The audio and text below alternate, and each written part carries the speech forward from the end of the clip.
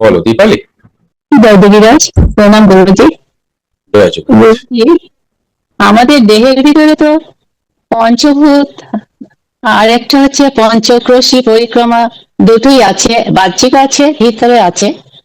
আর ওরা ক্লিনজিং যেটা আমরা বাইরেটা করছি, সেটা ভিতরে নেই। হুম। ভেতরে যে যে এখন তোমরা ভেতর ক্লিন করবে, অরা ক্লিন করবে, এই যে এখন করাবো। এই অরা কি? অরা কি কে বলতে পারবে? হাত তোলো। প্রণাম বাবা। নমস্কার। জয় জগন্নাথ। প্রণাম, জয় জগন্নাথ। ওরা বাবা, আমি যতদূর জন্য এটা ওজস্বিতা শক্তি একটা। আচ্ছা, এত কঠিন করে বলো না, কঠিন করে বললে হবে কেন? অরাকে আমরা কিভাবে ক্লিন করতে পারি? প্রথম আমরা বুঝবো যে অরা কি, সহজ ভাষায়, কোনো পাণ্ডিত্য নয়।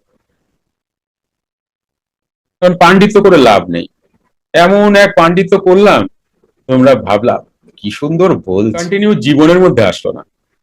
ওই কোনোদিন একটা ভালো কিছু শুনছিলাম, মানে হয় না মহিলাদের অর্নামেন্টস এর মতো, ভালো কিছু শুনছি, আলমারিতে রেখে দিলাম।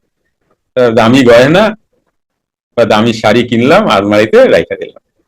ভূত ভবিষ্যৎ বিয়ে বাড়ি বা আদার্স কোথাও ইউজ করো। এরকম ভাবে জ্ঞান নিয়ে দরকার কি? ঠিক বললাম কিনা? জ্ঞান এমন ভাবে নাও যাতে করে জীবনের অঙ্গ হয়ে যায়।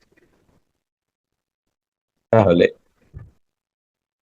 অরা হচ্ছে আমাদের বডির একটা কাভার। যেমন আমরা পোশাক পরি, পোশাক পরে বসেছি না, ঠিক অরা এমনটাই। এইবার বলো কে কে ভুলবার জীবনে ভুলবা? অরা কি?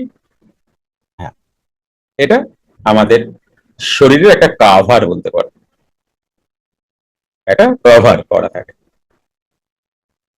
এইটা ব্রাইটও হয়, আবার ব্লারও হয়।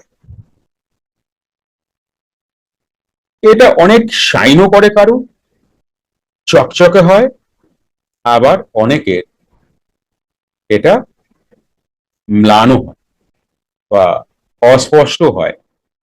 সবারই অরা থাকবে, এবং অরা কারুর ব্রাইট, কারুর নিভু নিভু। ফ্রি মেডিটেশন ক্লাস প্রতি রবিবার রাত 8টা থেকে 9টা অবধি জুম অনলাইনে। ফ্রি ক্লাসটি পেতে হোয়াটসঅ্যাপ করুন 9903680146।